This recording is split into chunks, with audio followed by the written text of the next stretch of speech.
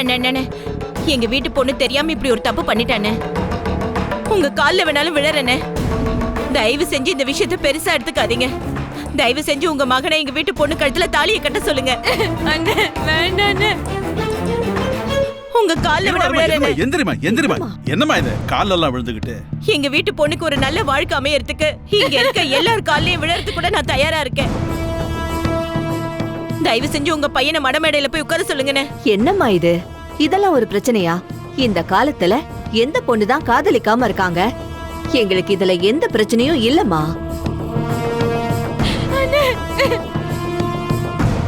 ஆமாமா, இப்ப கூட உங்க வீட்டு பொண்ண மனமேடையில உட்கார சொல்லுங்க. எங்க மகன் உங்க வீட்டு பொண்ணு கழுத்த தாலி கட்ட சொல்ல நாங்க தயாரா இருக்கோம்.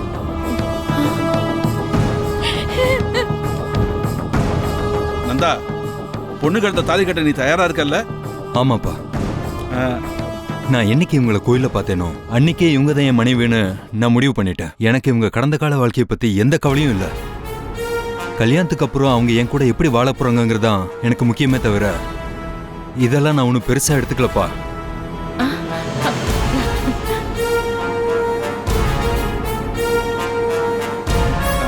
சம்பந்தி ஐயா, நீங்க சொல்லுங்களேன்.